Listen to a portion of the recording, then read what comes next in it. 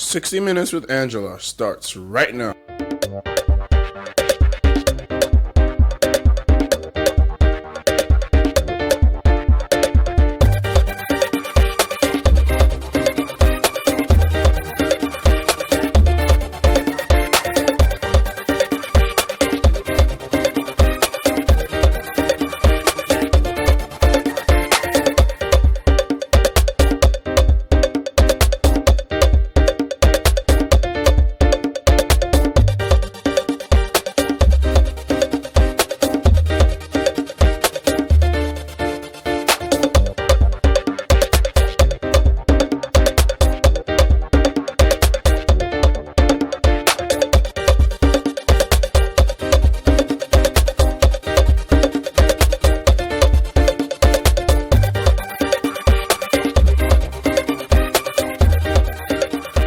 Every car has an optimal operating temperature at which it should operate. So if you're not getting it up to that temperature, you take a short distance and switch it off. A lot of soot from the fuel, the carbon, goes into the engine oil, and that creates sludge. And it begins to clog your valves and things like that, and you're wondering what's happening.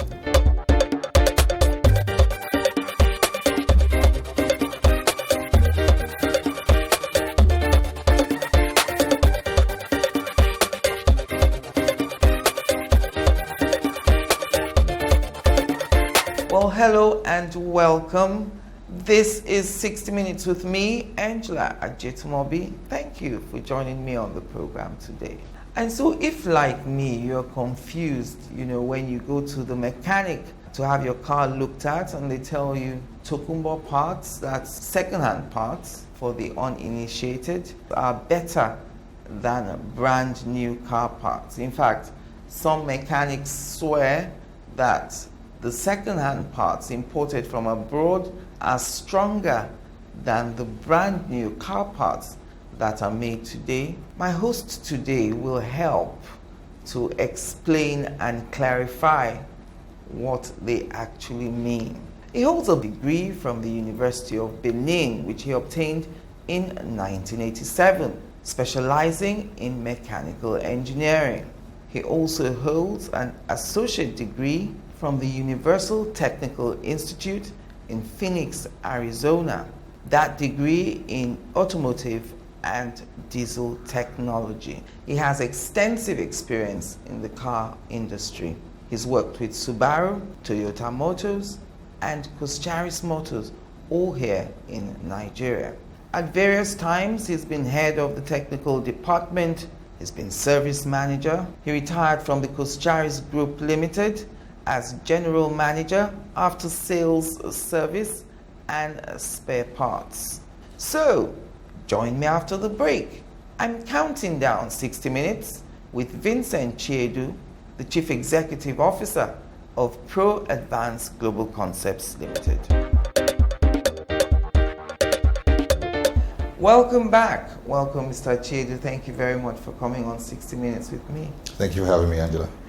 Right. Did you study mechanical engineering because you like cars? Thank you for that question. Actually, my dad was a mechanical engineer, so I grew up admiring what he did.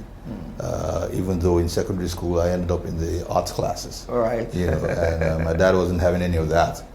So he came into secondary school and told him, "Look, my son's going to be an engineer." So moving me back to the science classes, and I ended up being a science student. And you coped? You coped? Yeah, I did. I mean, pretty much all-round student, Right. But mechanical engineering is a broad term. So in university, I actually specialize in metallurgy, which is the study of metals. It's an aspect of mechanical engineering. Right. But the way I ended up in the automotive industry was when I graduated, yes, I couldn't get a job. Everybody who studied mechanical engineering wanted to end up in the oil industry. Yes. I didn't make the cut. So I found as an unemployed young man, driving my father's car around and having to pay some mechanic money for something which I figured I should be able to do myself, being a mechanical engineer. Yes. So I picked up an interest in it and never looked back since then. The rest is history. Yeah. Okay, so you've been through a lot of companies, Subaru, Toyota, BMW, and what would you say is the difference essentially between all these brands? Quite honestly, they're all the same. It just depends on what they focus on. In other words, what their protocols are. You have the high ends, you have the middle income bracket, and then you have the ones that are just the everyday cars that you use. But in terms of the technology, the science behind it, it's all the same thing. It's internal combustion engine, it's tires, it's pneumatics, it's hydraulics, so a car is a car is a car. Doesn't matter. So at the end of the day, it's the extras they put in the car that makes it more expensive. Yeah, those creature comforts and that. What did you call them? Creature comforts. All right. Yeah. What are some of the common automobile problems that you think are common to us? I mean, from your experience working in all these companies, what were the most common problems you saw when people came forward with? The problems you will encounter with your automobile are directly related to the environment in which you run the vehicle in. So even in Nigeria, the problem you might have in Lagos may be different from the one you might have in Jos or in Kano, for instance. Why is that? Terrain, even the manufacturers themselves, when they recommend for you the periodic maintenance schedules. Yes. That's what they call severe environment. So if you use the car in a severe environment, you will need to bring it in for checkups more regularly, than a car that is in less severe environments. So when you buy a new car and they say your first service is at mileage, kilometers, in a severe environment, you'd have to come in a lot sooner. That demographic will change. Yes, definitely. What else will affect? I will say in Nigeria, what I've noticed is the sophistication levels of the drivers themselves, and how much they value their automobile. So an owner, for instance, who drives his car will be a lot more careful than if you give it to a driver who really doesn't care what happens to your car. Because an owner will notice immediately when he's more interested in his asset than a driver would be. And then a driver also, because of the level of education of a lot of them, really don't care. That's not really where their issues are. They're thinking of something else. Yes. Yeah. So. And their aim is just to drive you from point A to B. There you go. There you go. Yes. If you're making a journey by road, that involves a lot of kilometers, say from Lagos to Delta State, for instance, what are the things that one needs to check in a car to make sure about before you set out? There are some basic fundamentals. You want to make sure your tire pressures are okay. You want to make sure you have enough engine oil in your car, coolant in your radiator, make sure your wipers, blades are working, your lights. There are no funny sounds, squealing sounds that might indicate that your belt is about to go. The basic things, nothing major. Make sure your battery is working, your car is charging. Yes. If it's really a very, very important journey that you don't want to take risk with, I would recommend you send it to the shop to have them look it over and then advise you if there's anything that your brake pads, for instance, might be going. Make sure you have your spare tire, jack. The basic things. And you say that loosely, or take that into the shop. You and I know that we're at the mercy of whatever technician we're using. How do you then determine whether or not your technician is competent enough to tell you all these things, to tell you whether or not your car can make the journey based on all these things you've mentioned? Unfortunately, that's one of the biggest problems we have in Nigeria, and it's not just with the automobile industry. In all artisanal trades, we have a real major dearth of skilled personnel. And I don't think we have a deliberate plan, either at the state level, local government, or federal level, to build on that aspect of industry. So if it's masons, plumbers, carpenters, we're in trouble. We are in trouble. It wasn't always so. There was a trade test they used to do in the past, City and Guilds, and they used to do in the past also. But I think maybe the craze for money and lack of respect or value for skills has made all that fade away. But I think what people have done is, by trial and error, they've eventually been able to identify the technicians, because they don't really call them mechanics anymore. They are mechanics. They call them automotive technicians. Is there a difference? To the extent that the automobiles of today are not only mechanical. There's a lot of electrical components and IT that goes into the automobile. So the old grease monkeys of the past, won't be They able to can't cut. They work. can't cut it with the new cars. Yes. That's just the truth. They can't cut it. I like the way you call them grease monkeys, because when you took your car to the mechanic, then it came back really dirty. Yes. And it was like part of the job. It was. If it wasn't dirty, then they hadn't worked on it. Tell you what, when I went to the States, Yes. if you walked in a Porsche dealership, if you got dirty, you got fined for it. You're not allowed to do that. In fact, your shop space Yes. should not have oil at the ground. There's no need. There's enough tools where you don't need to allow your car get dirty, or even your shop space. Your bay shouldn't be dirty. And someone will say, well, it's because they haven't seen real Tokumbo cars. Maybe all the cars there are brand new. Not true. Those so-called Tokumbo cars came from there. Yes. And there's a whole swathe of people who don't buy new cars in the West also. People don't know that here. Really? Well, I don't know. Okay, so you say people have been able to identify. Yeah, through trial and error over time, Yes. you tend to find out that, okay, this guy tells the truth more often than the other guys I tend to use. Yes. His pricing is right.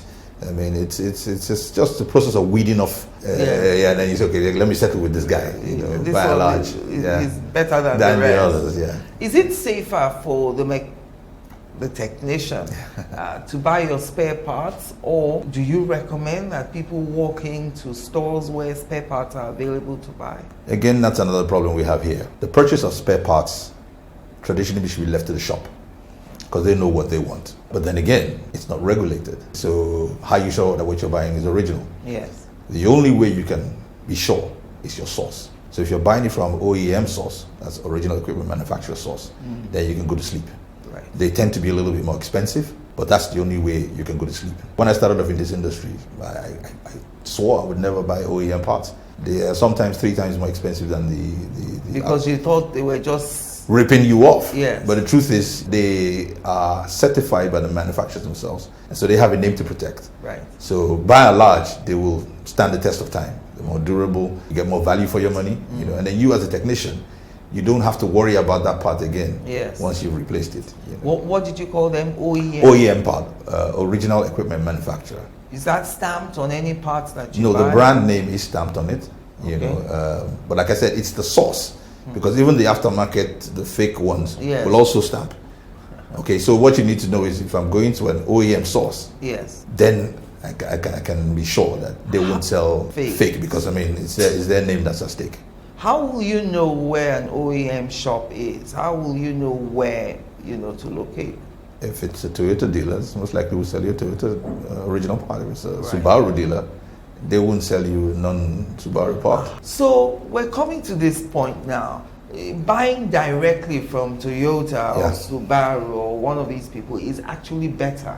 That's the best way you can ensure that the part is original. It's not the only way, but it gives you that confidence, because they wouldn't want to deal with anything less than the original. And then you can go back if there's any problem. Correct, because the parts have warranties themselves. Just like the cars have warranties, the parts also have warranties. If they fail, take it back, But 9 times out of 10, they don't fail. Have you heard it said sometimes that Tokumbo parts, and for those watching who don't know what Tokumbo parts are, here in Nigeria we call them Tokumbo because they're imported from abroad across the ocean.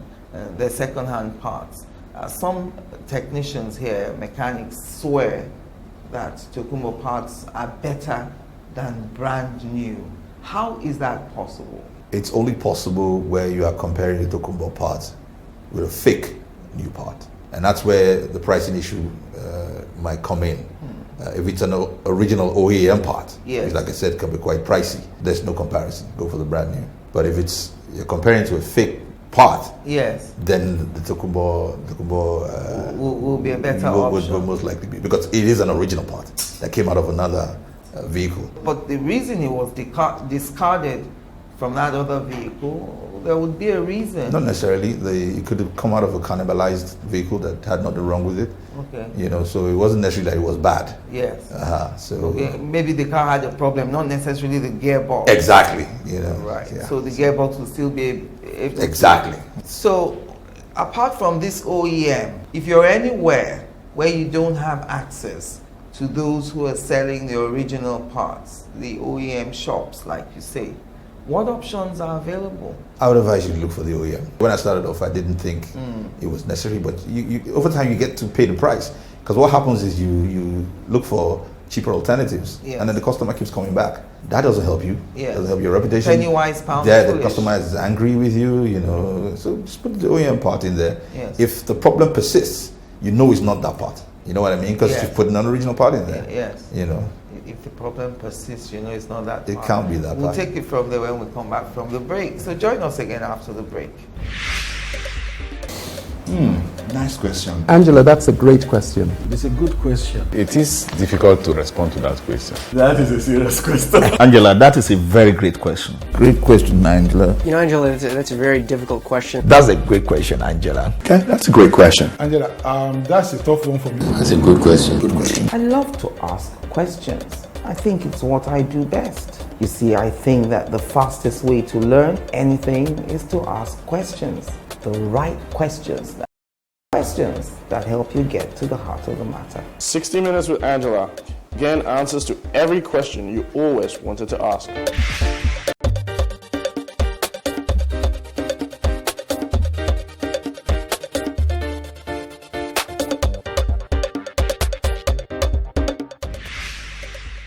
So what is 60 Minutes with Angela all about? It's not an interview. I like to think it's a conversation between two people making the news, people who are in the news, and those who become the news. And the whole idea is to inform, to educate, or to clarify, as the case may be. It is an art getting people to answer the questions that everyone is thinking in their minds. And that's what we try to do on 60 Minutes with Angela.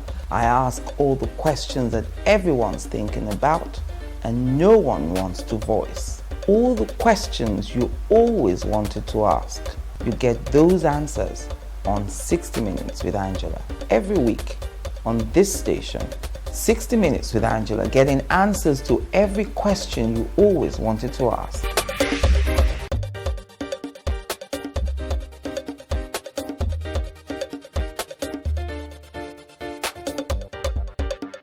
Welcome back. If you've just joined us, it's 60 Minutes with me, Angela at Chiedu. On my hot seat today, Vincent Chiedu is the CEO of Pro Advanced Global Concepts Limited.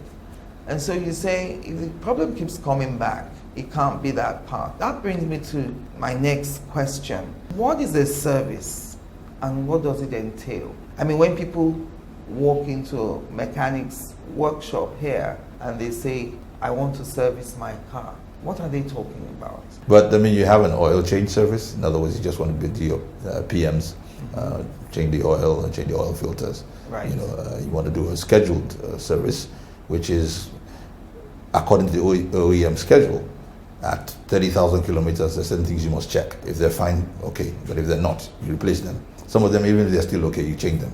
Right. Okay, so it depends Even on... if they're still okay? Yes, because they are designed to fail at a particular mileage. In other words, they're not designed to last forever. So say at 60,000 kilometers per instance, Yes. the manufacturer may say, look, change your shock absorbers. Now they may not be bad, Yes. but you know, it's a preventive maintenance. So you change them because the OEM, the manufacturer, said change them.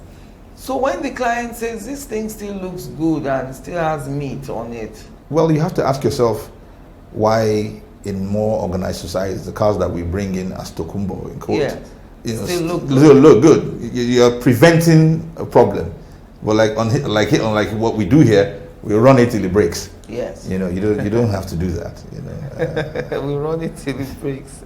Nobody ever agrees that this thing is still good though. They will even put one pad and gum it on your brake. Do you get? I mean, like the Oyinbo man is stupid and did it without. All right, and then as far as spare parts are concerned, people normally vilify parts that are from a certain part of the world as being substandard. But my research shows that it is not true, that even in those countries, they have categories of parts manufactured. In other words, you can still get spare parts from China that are of the same standard as if they were manufactured by Mercedes or by BMW or by Toyota. Am I right about that? you're correct. China right now is manufacturing hub of the whole world. So every company has factories in China that make for them and maintain those standards that the companies want. Which is why I said, go to the OEM itself. They will not sell you anything that is inimical to their brand or the quality that they want to uphold for their customers.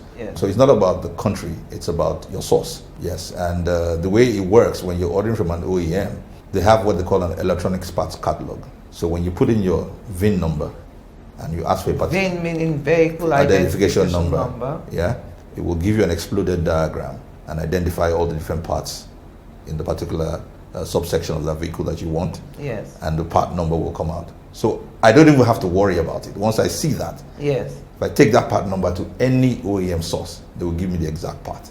I'll tell you a story. I tried to buy a vehicle once, and my brother in America says, "Oh, send the VIN." On the dashboard, the vehicle had maybe like 12,000 kilometers, but the VIN, when it was checked, showed over 200,000 kilometers on the clock. So a VIN is important. It is. What does it do? It will tell you where the car was made, the actual plant where the car was made, the serial number of that particular vehicle as it rolled off the assembly line. It will tell you the country in which the vehicle was made. It will tell you the series, in other words, the model category of that vehicle. Really? It's a 17-digit number. It was introduced by the Americans, actually. So all of that information is captured in that 17-digit number. So with that, you can, pretty much identify what kind of engine is in the car, what the specs are of that car, where it was manufactured, and all of that. And so that number will also give you any information if any major part in that car has been changed? No, you have to go to another database for that. And that's a database maintained by the OEM in that particular country, where all the dealers are supposed to record when the car's coming from different services and things like that. If the OEM puts out a recall or a campaign, all of that information will be captured in that VM, in that database. Yes. Not in the VIN number. All right. Yeah. You've talked about data now. So diagnostics, how important is that? We see a lot of technicians now carrying laptops, coming allegedly to diagnose people's engines. Is that essential? Is that real, or is it a scam? It's critical to automotive service today. Unfortunately, like with any other skill and craft, yes, you have to be trained in it. So it's not enough to have the laptop or the diagnostic scanner. You need to be able to interpret information that comes out of it. And that is an education in and of itself. So, but people come around here, they plug in the machine, it says something, and they tell you change this. But the thing doesn't need to be changed. Just because it indicates a particular part does not mean it needs to be changed. You need to interpret it what that thing is saying. Yes, you need to interpret it vis-a-vis what it's doing in the car. Okay, so the report that comes from this laptop is very basic. It's very, very basic. But it's technical. Yes. Is it written in normal English? It is in English. It gives you codes. But you need to decipher those codes. Yes, you can't just, and that's actually why I went to the States to get the other degree, because when I started this industry, cars were using carburetors, and then they moved to injectors. Yes. And I found that with certain cars, they would present with certain symptoms, which under a carburetor system would mean one thing. But as the cars got more sophisticated, they started using brain boxes and injectors, and those old mechanics didn't like those cars. No. I mean, you need to understand. It's all science now. You can't be an automobile technician and not be scientific. You need to know your physics, you need to know your chemistry. You need to know, that's just the way it works right now. So are we saying we don't have carburetors anymore in cars? Maybe the old cars, the new cars, because of efficiency, it's about fuel efficiency and emissions. We're not big on it here, but in the more advanced countries, it's huge. You cannot drive a car that has carburetor without some consequences. If you're going to do that, probably pay some huge fines and things like that. In other words, you need to be able to afford to drive a car like that. So there's going to be a whole generation of mechanics here, the older generation of mechanics who were schooled on carburetor engines, having to make a transition to what we now have. What's going to happen to them? That's what I'm saying. Some of them are making that transition. Like I said, I went to the States to get a degree because I mean the truth is it's a whole new world. So some are making the transition. The ones who don't make that transition get kicked by the wayside. And something popped into my head now. Is that why sometimes the mechanics tell you to bypass something? You know, when you bring in your car, that, you know, it's one of these newer modern types, and then possibly they can't switch off a light that's permanently on there. They tell you to bypass it, and, you know, it doesn't matter. Is that why we see things like that? Probably, and then that will cause you greater problems in the future. Along the way? Yeah, definitely will. Because obviously that light... That's not the way, because that's the way car is meant to operate. So you say diagnostics is critical, but they must be able to read it. Yeah, you must be schooled in it. It's a whole new education. You need to be schooled in it. Are you saying then that anyone is using a technician who can't diagnose, they're in the wrong place? Yeah. Really? Yeah. So if your technician is still guessing and, you know, looking, you know, and assuming things, he's not doing the right thing. You're in trouble. At a point, I found that about 90% of the vehicles that were coming to me at some point were cars that they had taken to other shops, and people got really badly burnt. So after spending a lot of money, you know, almost destroying their cars for them. So, you know, having a car is not a cheap venture. It isn't, not especially not the modern day automobile. Not the modern day automobile, yeah. It's a sophisticated machine. If you're not ready, don't. Yeah, but the thing is, you need one in Nigeria. Yeah. So you just have to make the investment, but be careful who you eventually select as your support shop. Your aftercare support. Yes, very, very critical. It's as important as the decision who your doctor is going to be. Really? Yes. One of the challenges I know that a lot of people experience is they walk into a workshop and they ask for a service. But the truth is, most of us go to ask for a service when we know there's something wrong with the car, and we assume that a service will take care of it. What is the ideal thing to do? If anyone is watching us now and you wake up, you know, your car is smoking or it just won't start, or, you know, what do you advise? What I would advise is, if you buy a brand new car, in the glove compartment you have a warranty booklet, you have an owner's manual. Read it. Owner's manual? Owner's manual and a warranty booklet. Read it, and you will see tabulated periodic maintenance schedule when you should take your car to the shop. What that does is it prevents problems from happening eventually. It's not absolutely flawless, yes, but you know, if you abide by those PMs, you would have avoided problems or embarrassments to yourself. What's PM? Preventive maintenance or periodic maintenance. Okay. You know, so if they say at a certain mileage, change this. Yes. Please change it. It doesn't have to go bad before you change it. That's just the way it works. Yes, that's what the manufacturer of that automobile is telling you to do, to enjoy, or have maximal enjoyment for the vehicle that you purchased. Okay, so in other words, even if you buy a brand new car, at some point it will deteriorate. Oh, definitely, without a doubt. It's in use, isn't it? It will. How long does it take before you see a marked deterioration from a brand new car? I mean, how many kilometers? You shouldn't see any marked deterioration if you're abiding by the PMs. Right. Okay, because you're changing the parts and they're brand new when you put them in. So you really shouldn't see any major deterioration. Okay. Give us an idea of the PMs on a brand new car. If you buy a car today, do you do a first service in 3 months, in 6 months? In the spirit of efficiency and economy, what the manufacturers are doing, they're extending those PM intervals. You know, so for instance, the latest BMWs, they will tell you 1 service a year, whereas it used to be about 3 or 4 in a year. You know, but again, if you're working in a severe environment, you need to adjust that. One of the problems I noticed with the high-end luxury cars I used to work on a few years ago was, you know, because they're high-end and they're luxury, the owners don't drive them a lot.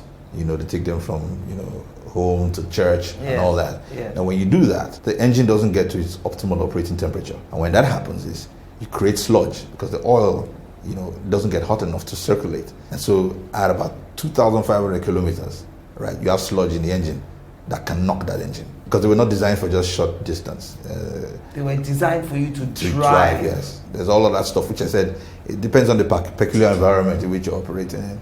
Okay, you have to say that again because there are a lot of people who have these fancy cars. Oh yeah, and they're the ones that have don't major problems. They don't drive them much. They don't know. They bring them out on Sunday, go to church or go to a wedding on Saturday and come back and park it. So they're doing that car a disservice. A huge disservice. You must drive it. Yeah, and it's not just the high-end cars. Every car has an optimal operating temperature at which it should operate. So if you're not getting it up to that temperature, you take a short distance and switch it off. A lot of soot from the fuel, the carbon, Yes. goes into the engine oil, and that creates sludge. The sludge. And it begins to clog your valves and things like that, and you're wondering what's happening. In developed countries, the technician will look through your car when you bring it in and also tell you this, and this needs to be done. Do we offer that service here? Yes, we do. I mean, it's in the interest of whoever is working on any customer's car to upsell. Try to, let you know things that you need to do in that car. Yes, but how do you know that they're not just trying to scam you out of more money? Because the main problem a lot of people have is the minute it's suggested to you, you start, alarm bells go off in your head and you think, because this person thinks I'm a woman, I don't know much about cars, he's trying to make me do something that is unnecessary. How do you know? Trust me, it's not just women. It happens to men too. But the industry is very unregulated here. And that's why, people get away with all kinds of things. Myself and a couple of friends were planning to set up a regulatory body to regulate the practice of automobile service in Nigeria. Yes. In other words, if you see the certification label, which we will give to those who come for accreditation with us, Yes. on that shop wall, Yes. you can rest assured that they are like we see for the pharmacies around. There you go. Something that says this there is you go. There you go. That's accredited by a certain body that is upholding standards. Yes. Because without that, it's anybody's game. Anyone can wake do, up today and open a mechanic workshop. Yeah. And people will go there and get their fingers burnt. Is that how it is in America where you No, America is a very, very highly regulated industry. And don't get me wrong, outside of the regulated industry, there's the aftermarket, which is also regulated, but not regulated like the OEM. And then you have the governmental organ called the Bureau of Automotive Repair that actually regulates the shops themselves. And what that does is it ensures that the customer gets minimum level of service when they come into the shop. minimum level of standard of service when they come into the shop. So he must have a place where he can relax while service going on with his car. The technicians themselves are living up to OSHA standards, in other words, health and safety standards. Right. While they walk in your car has fender covers, so you're not scratching the car and all that. They're not dirtying. Not dirty. They're using the right tools, because if you don't use the right tools, you could, crack things. You could damage fasteners and things like that. So they regulate every shop in the US. I wonder how regulation will work here when we know that there is a dearth of equipment available to a lot of these. No, that's the thing. With regulation, yes, you will ensure that those standards are met. If you don't regulate an industry, it's quacks and all kinds of things coming in. It's inevitable. We must regulate. It's like the banking industry. Yeah. They're the most regulated, and that's why they're the most organized industry in Nigeria. People who pass through the banking industry tend to be better business people because they've gone through that level of regulation and standards. It's not perfect, but you need some form of regulation for any industry to ensure standards are maintained and people are pursuing best practice. Join us. So what is 60 Minutes with Angela all about? It's not an interview. I like to think it's a conversation between two people making the news, people who are in the news, and those who become the news. And the whole idea is to inform, to educate, or to clarify, as the case may be. It is an art getting people to answer the questions that everyone is thinking in their minds. And that's what we try to do on 60 Minutes with Angela. I ask all the questions that everyone's thinking about and no one wants to voice. All the questions you always wanted to ask, you get those answers on 60 Minutes with Angela. Every week on this station, 60 Minutes with Angela, getting answers to every question you always wanted to ask.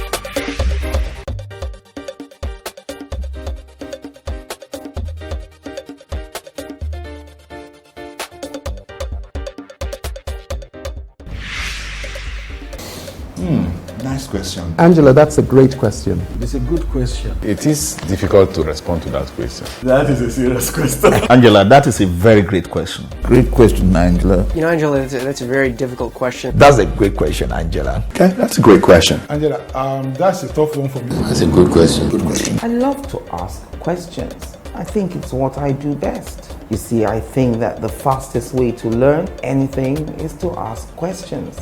The right questions that help you get to the heart of the matter. 60 Minutes with Angela. Again, answers to every question you always wanted to ask.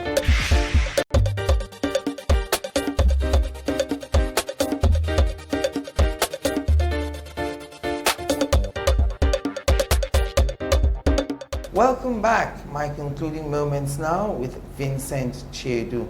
And so we talked about all these different cars, different brands.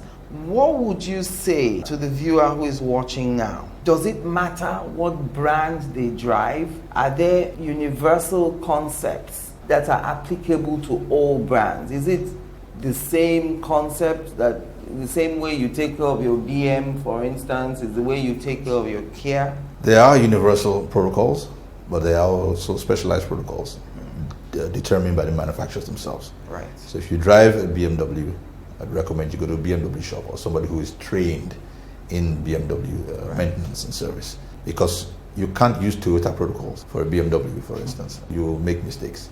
But there are people who go and train themselves in BMW protocols, and so they can handle BMWs. The shop we're going to be opening in the first quarter of next year, Yes. we're going to be It's targeting 2017. 2017. We're going to be handling a wide range of automobiles, and we will have technicians specialized in those particular Different brands. automobiles. Yes. So Was that a minus you saw while working with your other brands? That restriction to a brand, do you think it's a minus for a workshop? it's not a minus. I mean, if I specialize in a brand, then that's what I want to handle, and I can handle it. So Yes. it's not a minus at all. Yeah. And your workshop, the one you're planning, so will it be affordable? That's the thing. You know, when people hear diagnostics and specializing and stuff like that, they worry about the cost. I'll answer that with this maxim: you get what you pay for. Especially in this environment where the exchange rate is really crazy right now. Yes. And we don't manufacture parts. No, here. it's not much you can do about that. It's not expensive. It is what it is. Yes. It is what it is. Do you think we're ready? This market is ready for manufacturing of cars? We know about innocent vehicles. That's the only one we know. I don't know if it's assembled here or manufactured here. What we do in Nigeria is assembled. And it is assembled in most countries of the world, because what happens in manufacturing plants is they use a just-in-time concept where the different parts are manufactured in different parts of the world, and they all arrive here. They all arrive at the manufacturing plant. Wait. And just in time for the assembly. That's the way it's You done. mean all the parts of a car are not manufactured in the same place? No, that's the most inefficient way to run a manufacturing plant. Oh, so you make the gear head somewhere else? Make the dashboard somewhere else, make Yes, the the car brake seat. box somewhere else, different things, yeah. Tires from another company, shocks a different company, yeah. Okay, so we're ripe for it. I worked in a company where we were manufacturing last year. When I say I mean assembly. Assembly. Yeah, so Is it assembled as it would be abroad? Yeah, Is it yeah. to the same standards? Mhm. No loose nuts or bolts? no, it's an OEM assembly plant. So Right. they wouldn't want to do things that would hurt their brand. You know. Yes. So people are trained to do it the way it's done anywhere else in the world. Are you saying that a BMW assembled here will be just as good as a BMW that I buy in the United States? Well, I don't know that BMWs have been assembled here, but if BMW ever put the imprimatur Yes. on an assembly plant here, Yes, it would give you a BMW that they are proud to defend. really. Yeah. It's the brand that is the issue, not the country. I keep telling you, it's not the brand, it's the country. I mean, it's the brand, not the country. Yeah. And that's something. Nigeria, I noticed that we're too quick to write us off. And it's quite strange to me, because I was born and raised in Nigeria, schooled in Proudly Nigeria. Nigerian. Yeah, and I don't know why Nigerians are so despondent and cynical about the potential of this That country. brings me to the next point. Your book, you're an author Yes, I am, man. and you're facilitator of the Nigeria Initiative. Correct. What is that all about? Like I was saying, the Nigerian Initiative was born out of the fact that I was born and raised in Nigeria, schooled in Nigeria, friends in Nigeria, family in Nigeria. I've noticed that Nigeria keeps careening and sliding down a path to oblivion and hopelessness, and I'm just wondering why. Because the Nigerians I see are highly intelligent, highly creative. They've excelled in sports, in engineering, anywhere they go in the world. We go to schools with contemporaries from all the world, and we excel. Yes. Many times we're top of the class. Yeah. So what is it about us? And I came to recognize that it's about a culture. It's about a value system. It's about self-esteem. It's about self-help, and it's about binding together as a people to a common ideal, subscribing to a common ideal as a people. Nation building is not an accident. You can't assume that we all come together with the same values and the same objectives. It has to be taught to people. It has to be drilled down. That value must, be championed by certain leaders. And then, you get the nation of our dreams. So Nigerian Initiative is just a platform, one of several that other people have also set up, which we believe we can use to galvanize a movement to get Nigerians to love Nigeria again. You think we're where we are today because perhaps we stopped teaching civics, even in primary schools? In schools you had subjects like that taught you about citizenship, your duty and your responsibility as a citizen, educating the citizen. You think that had anything to do with this despondency that you speak about? That's part of it, but you also need to define who you are. Who or what is Nigeria? Who is a Nigerian? Exactly. Or what is Nigeria?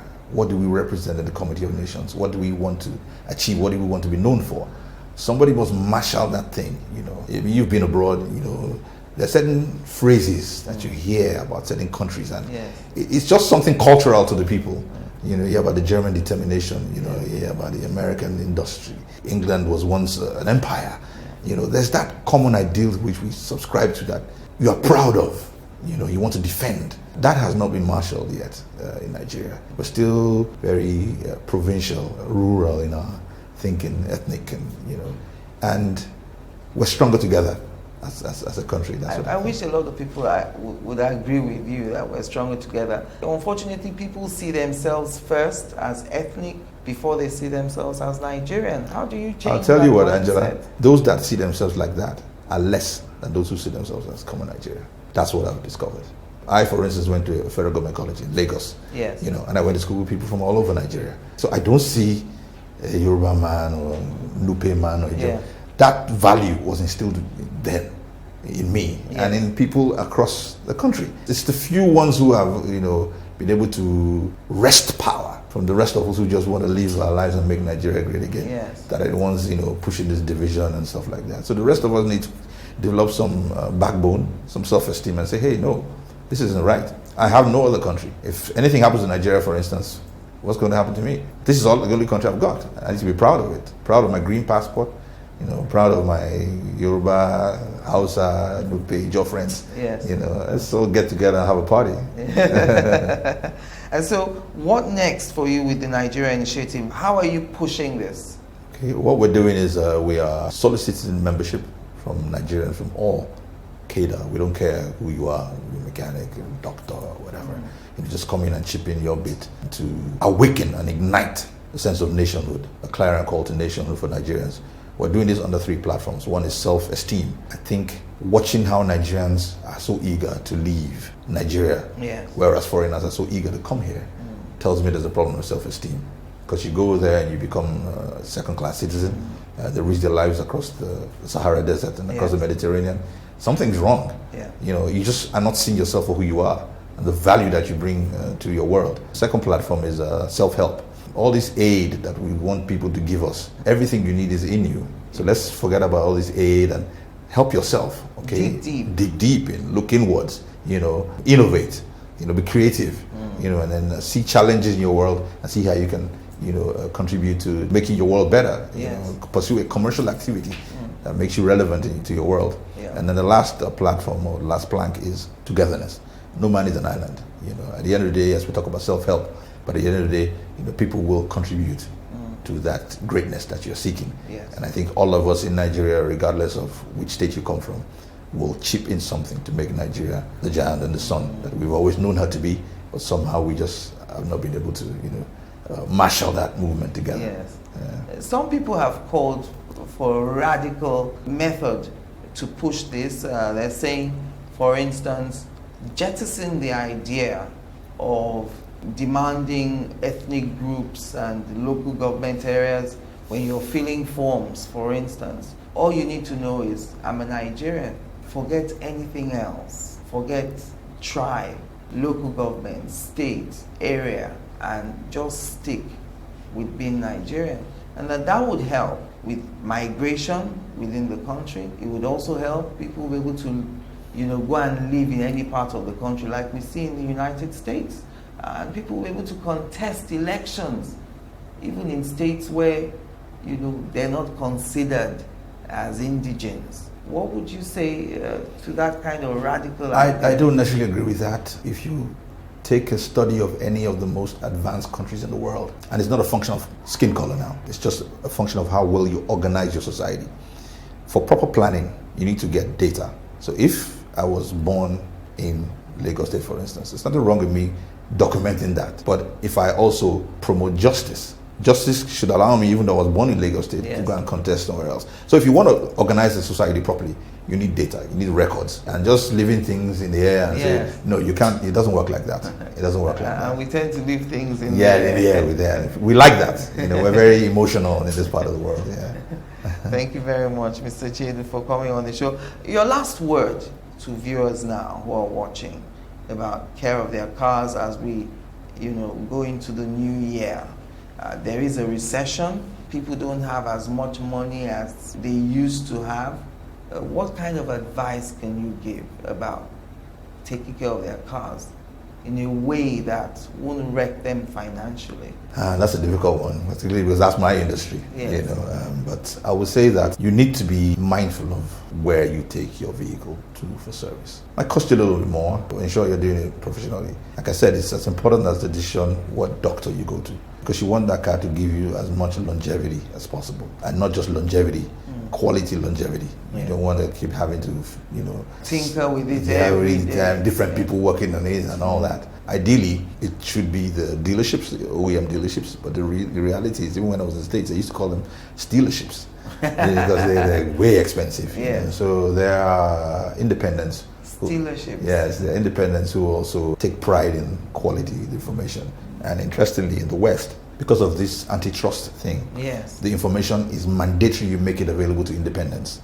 Okay, so the independents themselves will invest in the equipment, invest in the training, invest in the information, the service information, and give you same dealer level service, but at a fraction of the cost. That's where people like us come in. We've done the dealerships, we've done all the OEMs, but we also recognize that customers need something more affordable, but at the same quality level with the dealerships. So we render them that service. Well, we'll have you back once your workshop is open. Maybe you will have changed your mind about how things operate here. I've been doing this for over 20 years in Nigeria. So wow. So not like it. Can't teach an old dog new tricks. Thank you very much, Mr. Thank you very much, for Angela. coming on the program. I'm a huge fan. Did I tell you? No, you didn't. And thank you for watching. I'm Angela Ajitumobi.